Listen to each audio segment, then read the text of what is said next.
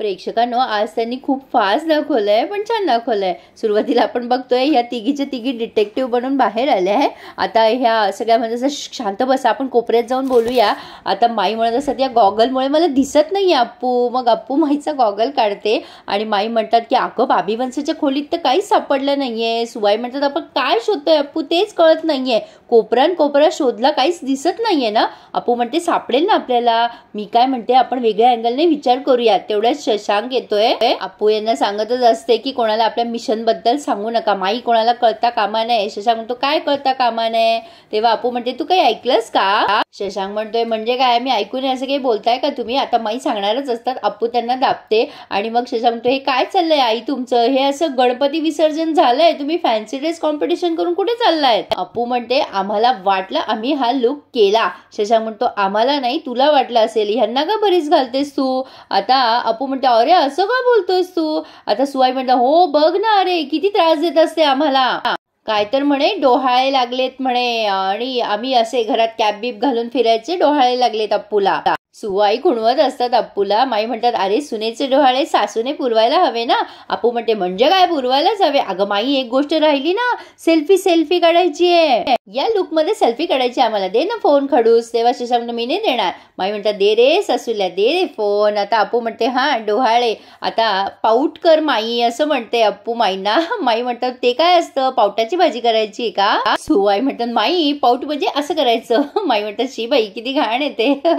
आणि आता हे सगळेजण सेल्फी काढतायत। मग शशांक म्हणतो अगं आई मला भूक लागली आहे, सगळं झालं असेल तुमचं तर जेऊया का आपण प्लीज।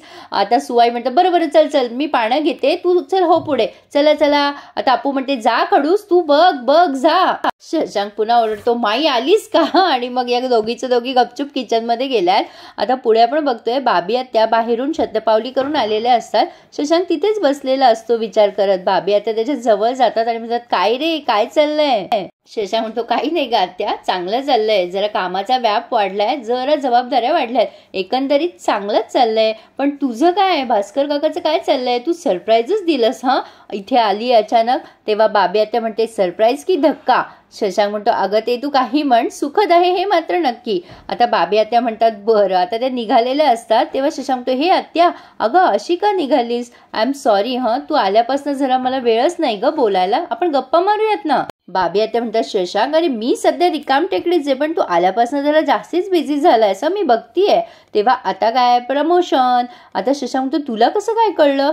तेव्हा बाबी आत्या म्हणतात अरे कसं कळलं म्हणजे, मी घरीच आहे की। अरे तुला माहितीये शशांक, माईने मला राखी पौर्णिमेला फोन करून सांगितलं होतं, इतका आनंद झाला तुला काय सांगू। आता काय बाबा तू बाबा होणार आहे, मी तर सॉलिड लकी आहे, माझं डायरेक्ट प्रमोशन झालंय। शशांक हसतो आणि म्हणतो तू आत्या आजी होणार आहेस।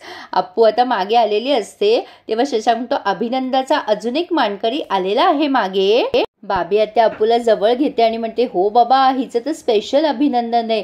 खरंच अप्पू खूप छान वाटलं मला, तू कुठल्या परिस्थितीत हा डिसिजन घेतला हे कळलंय मला। म्हणजे मला हे सगळं नाही अनुभवता आलं ग, पण आई होणं ना हा जगातला सगळ्यात सुंदर अनुभव आहे ग, आणि हा आनंद अगदी निस्वार्थ असतो बघ। आता अप्पू म्हणते अगदी दादा काकासारखंच बोललीस तू। दादा काकाने मला असंच समजवलं होतं की तू प्रेग्नन्सीसाठी जेव्हा तयार होशील तेव्हाच तू प्रेग्नन्सी एक्सेप्ट कर, म्हणजे हा प्रेग्नन्सीचा आनंद तेव्हाच मी अनुभवू शकणार नाही ना। बाबी आत्या म्हणते खरं बोलला दादा अगदी। तेव्हा अप्पू विचारायला जाते बाबी आत्याला की ए बाबी आत्या एक विचारू का, तुला नाही वाटलं का ग कधी आई व्हावंसं।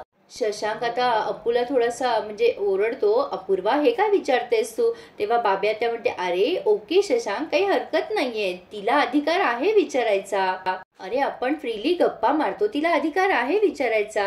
अप्पू अगं माझं ना सगळं आयुष्याचं गणितच चुकलं बघ, ज्या त्या गोष्टी योग्य वयात झाल्या ना त्याच बऱ्या असतात, पण आता सगळं सुटून गेलं ग मागे। अप्पू म्हणते असं का बोलतेस बाबी आत्या, अगं तू आणि भास्कर काकाने ठरवलं तर तुम्ही अडॉप्ट करू शकता एखाद्या मुलाला। बाबी आत्या खूप इमोशनल झालेली असते। बाबी आत्या म्हणते करू शकतो ना, खरंच करू शकतो, पण तुला माहितीये का मला ना आता ह्या अशा गोष्टी वाटतच नाही ग, म्हणजे ह्या वयामध्ये मी या सगळ्या जबाबदाऱ्या नाही घेऊ शकणार। आणि तुम्ही सगळे आहात ना माझी मुलं, आहात की नाही? आता अप्पू म्हणते पण मी तुझी सगळ्यात लाडकी. खरंच एखाद्याचं आयुष्य खूपच गुंतागुंतीचं असतं नाही प्रेक्षकांनो. पण पुढे आपण बघतोय शशांक ऑफिसला निघालेला असतो. मानसी आणि अप्पू वेगवेगळे डबे घेऊन आलेले असतात, म्हणजे दोघींच्या हातात 2 डबे आहेत. आता हा अमेय म्हणतो अगं अप्पूला आराम करू द्यायचा ना मानसी, तिला कशाला त्रास दिला? मानसी म्हणते ती ऐकेल तर शपथ ना, माझं ऐकलंच नाही तिने. अप्पू म्हणते आज मला खडूससाठी एक सरप्राईज द्यायचं होतं टिफिनमध्ये, म्हणून मला त्याला द्यायचा होता आणि मलाच करायचा होता. शशांक म्हणतो अगं हलकं हलकं लागतंय, काही आहे की नाही? अप्पू म्हणते ते ना तू ऑफिसमध्ये जाऊनच बघ, लंच टाइम मध्येच बघ. आता शशांक आणि अमेय निघाले. अमेय म्हणतो अरे मला ऑडिटचं काम आहे सीए कडे. शशांक म्हणतो चल मी तुला बस स्टॉपला सोडतो. आता ते दोघं गेल्यावर पन्ना काकू म्हणतात अगं शशांकची पोळी भाजी आतच राहिली आहे, डबा नाही भरला का तू? अप्पू म्हणते अगं पन्ना काकू आज मी त्याला सरप्राईज दिलंय, मी त्याला डब्यात हवा भरून दिली आहे. आता पन्ना काकू म्हणते म्हणजे अगं रिकामा डब्बा दिलास की काय तू त्याला? अप्पू हो म्हणते. तेव्हा पन्ना काकू भारी उत्तर देते तिला, काय ग अप्पू जरा कुठे तुमच्या दोघांमध्ये बरं चाललेलं असतं ते तुला बघवत नाही का ग? रिकामा डब्बा बघेल तो आणि उपाशीच राहील, काही मागवणार पण नाही.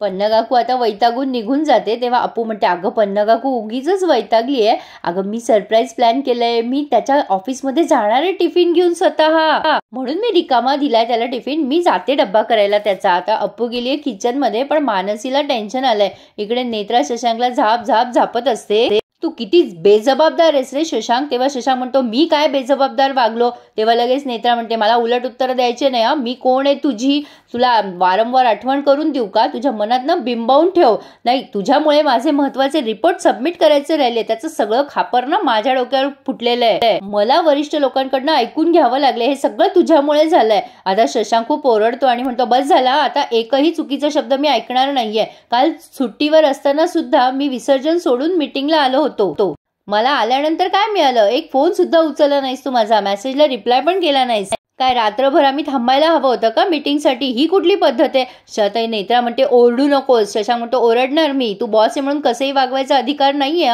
तुला, आधीच मी खूप सहन केलंय तुझ्या बाबतीत, प्रत्येक वेळेला मी भोगलंय, माझ्या घरच्यांनी पण भोगलंय. लगेच नेत्रा म्हणते एक मिनिट, घरच्या गोष्टी घरीच ठेवायच्या शशांक, इथे सगळे प्रोफेशनल आहेत आणि माझ्या घरी तर खूप काय काय भोगतीये मी, तुला माहिती नाहीये शशांक मी काय काय सहन करतेय. आता शशांक म्हणतो एक मिनिट, आताच म्हणाली ना बी प्रोफेशनल, मग स्वतःच्या घरच्या गोष्टी इथे कशाला आणतेस ग? सिंपती मिळवतेस का? तर नेत्रा म्हणते मी सिंपती मिळवतीये का? तुला काय वाटतंय सगळे प्रॉब्लेम काय तुझ्याच आयुष्यात असतात का? लोक गप्प बसतात, दुःखाचं प्रदर्शन करत नाही म्हणजे त्यांच्या घरी ते सुखात आहे असं नसतं रे शशांक. तेव्हा शशांक म्हणतो तुला काय म्हणायचंय, मी माझ्या दुःखाचं प्रदर्शन करतोय का? तू तुझ्या दुःखाचं कसं प्रदर्शन करते आणि तुझ्या परिस्थितीचा कसा गैरफायदा घेते ना, ते माझ्याहून जास्ती कोणालाच ठाऊक नसेल. आता ती जोरात ओरडते याच्यावर शशांक. आता इकडे अप्पू ऑफिसला पोहोचलेली असते आणि या दोघांचे इकडे वाद सुरू असतात. नेत्रा पुन्हा म्हणते मी तुझी बॉस आहे शशांक. तेव्हा शशांक म्हणतो काय झालं की बॉस आहे, तू असशील का माझी बॉस, पण ती ऑफिस आवर्स मध्ये मला शिकवत होतीस ना प्रोफेशनलिझम, तर आधी तू शिकून घे. फक्त ऑफिस आवर्स मध्येच मला कॉल करायचा, मी सुट्टीवर असताना मला फोन करायचा नाही, आणि कॉल केला तरी माझ्याकडनं कामाची अपेक्षा नाही करायची. बी प्रोफेशनल, आलं ना लक्षात तुझ्या? आता शशांक तिच्याशी बोलून केबिनच्या बाहेर येतोय आणि अप्पूला बघतोय आणि जरा घाबरतोच आहे. इकडे नेत्रा पुन्हा तिचा गॉगल काढते, तिचे डोळे सुजलेले भिजलेले असतात आणि मनाशीच म्हणते माझं प्रेम तुला कळालं नाही रे शशांक, आणि दुःख काय कळणार आहे तुला. प्रेक्षकांनो असं बोलतीये जसं काही तिची आणि शशांकची जरा जास्तीच बॉन्डिंग होती. असो, पण आता ती केबिनच्या बाहेर आली आहे, काहीतरी तिचं पडतं म्हणून ती खाली वागते आणि शशांक लगेच जसं आडवा होतो. मग अप्पू शशांकला बघते, शशांक म्हणतो अरे अपूर्वा तू इथे? अप्पू म्हणते तुला सरप्राईज द्यायला आले मी खडूस. ती मिठी मारते शशांकला. शशांक म्हणतो अपूर्वा हे ऑफिस आहे. अप्पू म्हणते सॉरी खडूस. शशांकच्या चेहऱ्यावर टेन्शन जाणवत असतं अप्पूला. अप्पू म्हणते अरे आज मला आणि बाळाला तुझ्यासोबत लंच करायचा होता, काय झालं खडूस, मी इथे आलेली तुला आवडलं नाहीये का? शशांक म्हणतो अगं तसं काही नाही, पण तू अचानक सरप्राईज दिलास ना म्हणून, चल आपण आतमध्ये बसूयात. अप्पू म्हणते हो चल. आता शशांकच्या कॅबिनमध्ये नेलंय शशांकने तिला. आता इकडे माई आणि सुवाई गप्पा मारतायत की सगळं छान झालं, विसर्जन पण चांगलं झालं वगैरे वगैरे. सुवाई म्हणतात आपण घरी गणपती केला, म्हणजे अप्पूने केला बिचारीने, बाबी वंश आल्यामुळे आणखीन छान वाटतंय. आता माई म्हणतात हो ना, पण ती नेत्रा आली ना, तिने शशांकच्या आनंदावर मात्र विरजण घातलं. सुवाई म्हणतात शशांकला अप्पूला सगळं सांगायचं होतं माई, त्याला सांगता येत नाहीये, लपवताही येत नाहीये, त्याला किती त्रास होतोय ना या सगळ्याचा. माई म्हणतात नको त्रास करू सुवा, मी देवाला गाराणं घातलंय. या नोकरीच्या संकटाचं निराकरण कर बाबा असं सांगितलंय. नेत्राला सुबुद्धी दे असं नाही सांगू शकत आपण, कारण ते देवाच्याही आवाक्याच्या बाहेर आहे. तेवढ्यात पन्ना काकू येतात आणि म्हणतात, माई अहो मोठं गोंधळच होऊन बसलाय. अहो अप्पू शशांकचा डब्बा घेऊन ऑफिसला गेलीये. त्या नेत्राची आणि तिची गाठभेट झाली तर आता सुवाई म्हणतात, अगं पन्ना तिला थांबवलं का नाहीस तू तिला.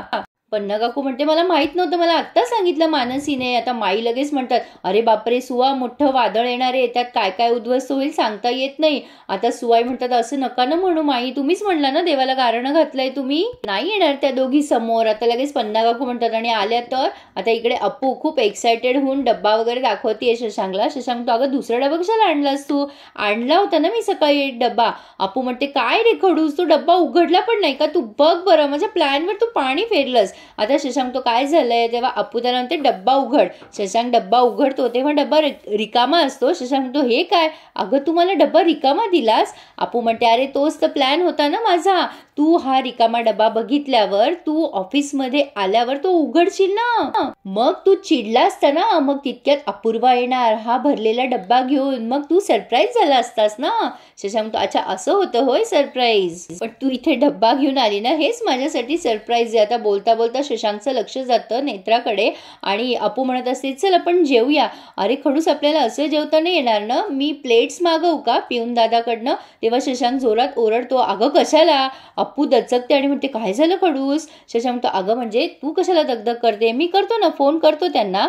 आता प्रेक्षकांनो शशांकला चांगलीच भीती वाटते की अप्पू आणि नेत्रा समोरासमोर येऊ नये, पण इथे त्यांनी हा रिव्ह्यू पूर्ण केलाय. पुढे आपण बघतोय की अप्पू डायरेक्ट नेत्राच्या केबिनमध्ये गेली आणि म्हणते, इथे नेत्राताई तू इथे काय करतेयस. आणि मग नेत्रा म्हणते, तू इथे काय करतेयस, मी या इन्स्टिट्यूटमध्ये बॉस आहे शशांकची. आणि अप्पू अशी आश्चर्य व्यक्त करते. खरं सांगू प्रेक्षकांनो, मला एवढी उत्सुकता नाही वाटत आहे या दोघी समोरासमोर आल्या तर, का कोणास म्हणजे मी तुम्हाला असं एक्सप्लेन नाही करू शकणार, पण तुम्हाला काय वाटते हे मला नक्की कळवा. म्हणजे असं काही नाविन्य नाही वाटत आहे. नेत्रा आली, एक तर ती बॉस झाली आहे, तेच आधी गळी उतरलेलं नाहीये, पुढच्या गोष्टी लांबच राहत आहेत.